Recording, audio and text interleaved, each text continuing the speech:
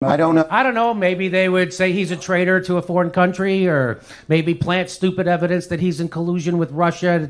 I don't know. Maybe something like that. Yep. Well, I hope he means it this time, because last time he didn't. Last time he signed off on super delegates. He had all the power in the world, and he said, okay, you guys can keep doing super delegates. You can move to the right after the primary and pick Tim Kaine instead of a progressive. You can continue to ignore the progressive base. You can continue to get in bed with Wall Street and anti-union people like Tim Kaine. And so I hope he means it this time, because last time he didn't. It's the whole unity thing, which is just a way of centrists not wanting to talk about real issues and make everybody like it. Everybody's the same. We all have to get along, except that they're constantly knifing everybody else, and nobody talks about that. Shot of George and me laughing together, and so people were upset. They thought, why is a gay Hollywood liberal sitting next to a conservative Republican president? That's not what people were thinking. You weren't sitting next to a conservative Republican president. You were sitting next to a mass murdering war criminal. The Nuremberg laws were applied, then every post-war American president would have been hanged. A lot of people are saying this is more consistent with Parkinson's. A lot of the problems she's been having, people talk about when she does this a lot, and when she does the head bobs a lot. Did you know Bloomberg News counted how many head bobs she did during Bernie Sanders' speech at the convention? Did you know that? There was a couple hundred. They were like, why would they even do that? Why would they even count? And a lot of people say, the doctors say that that's one of the signs that you have this uncontrollable kind of head nodding, that's common among. And if we simply put a 25% sales tax on the sale of a gun and raise the dealer's fees from $30 to $75 to $2,500, we'd raise $600 million. That would be a tax directly on the purveyors of violence, in terms of the sales of the means of violence. What is the increase in the dealer's fee? How do you react to that? And how do you react to a 25% sales tax on handguns and on automatic weapons? I'm all for that. I just don't know what else we're going to do to try to figure out how to get some handle on this violence. And I'm speaking personally, but I feel very strongly about that. Well, let me say that They leave out all the CrowdStrike stuff and the fact that Trump actually wanted to get to the bottom of who actually hacked the DNC server. That's really what he was asking. And if Trump thought Russia did it, if they did it, he would know, right? So why would Trump be asking the Ukraine to investigate it? That just shows you again, Russiagate is bullshit, because if it really was true, Trump would know it was true, and why would he bother asking someone else to investigate it? So Donald Trump asked for the server. How dare him? Yeah, except that's the same server that James Comey was looking for, that the FBI, the Justice Department was looking for and couldn't find. Remember, they said that server was really, really important for the Russia investigation. That's the same server that Donald Trump is looking for. So if it was so important that the FBI and James Comey needed it, why is it so bad? Because it's going to prove that Donald Trump was guilty, right?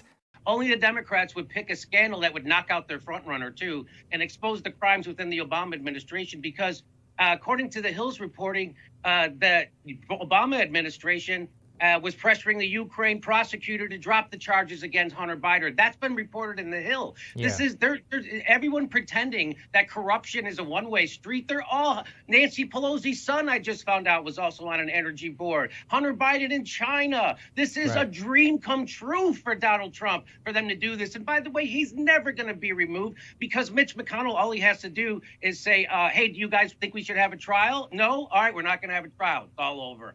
That's it. And so Trump, why do you think Trump goes out on the lawn next to a helicopter and asks China to investigate them? Because he knows he's not going to be impeached. I mean, he's not going to be removed from office. An unbelievably corrupt time right now. And they think people don't see this. People can't pay their bills. They don't give a crap about a phone call to the Ukraine, especially when the people who are going to prosecute him are people who are probably more corrupt than him. Joe Biden. Or perhaps a president arguing it should pay more taxes. Bernie. What? Bernie. He's talking about Bernie. Yeah. Okay. He doesn't do it. He won't do it. People are desperate for someone to do that.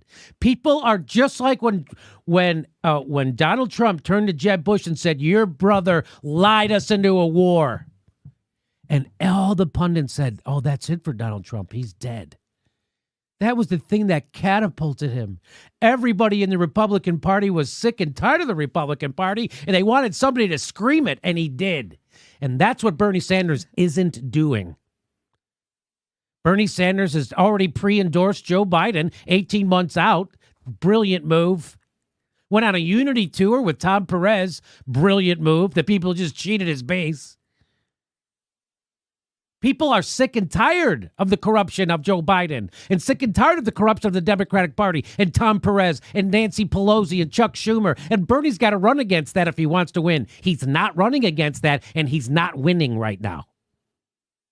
So, do you understand when Trump says fake news that half the country it lands because most of the time it is fucking fake news? Everything they said about Russiagate actually was fake news. This shit they're saying about Tulsi Gabbard is fake news. Everything they've ever said about Syria, Libya, Iraq, Honduras, fucking Venezuela is fake news. Only the corporate media could make Trump out to be a fucking truth teller. That's how bad they are. We had a morning consult poll here afterwards. I think her favorability went down by 6% after Clinton attacked her, which shows, I mean, some people in the Democratic Party still really trust Hillary Clinton.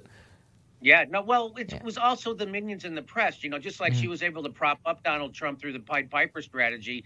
If people don't know what that is, Hillary Clinton's campaign decided that we wanted to elevate Donald Trump because he was what they perceived the most unlikable of all the candidates and the one that she could beat easiest. So she had all her minions in the press write stories about Donald Trump, prop up his image so she could run against him. And of course, she couldn't beat him because she's actually the most popular president in the history of our country.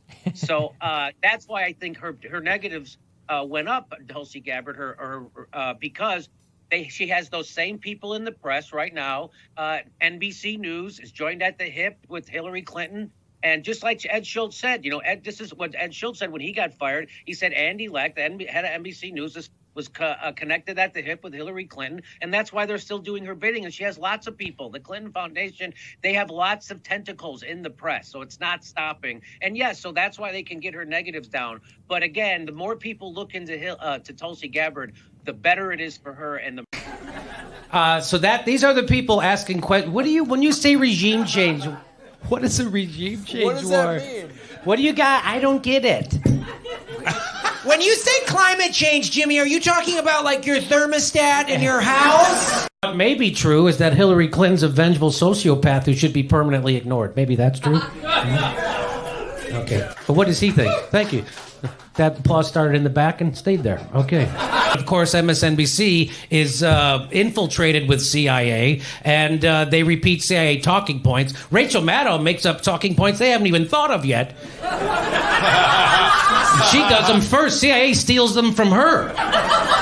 Those groundling classes really paid off. Aha. You know, trusting the CIA is like trusting the energy expertise of Hunter Biden. To show you how bad it's gotten with the liberal class and how Trump broke their brains, they now are, this is amazing, this new Fox poll shows the groups that most trust the CIA are liberals, Democrats, and Clinton voters. 77% of Democrats trust the CIA. What the fuck? Only 22% don't. Hey, have you guys learned nothing from Jason Bourne? 64% of liberals trust the CIA, 22% don't. This is the enduring sickness of Russiagate and MSNBC. And if MSNBC was doing their job, that number should be 0. It should be 0%. So the investigation was derailed. So you wanted, so they backed up. So the last one, a false flag, totally BS. This new one, does it make sense that they would do this? Because they're winning. Syria is beating back the rebels now. But you're not going to hear this on the mainstream news. You're not going to hear this on the mainstream news. You're not. The chances that the Syrian military actually carried out the gas attack in northern Syria are pretty much 0. The Syrian government has absolutely nothing to gain from such an attack.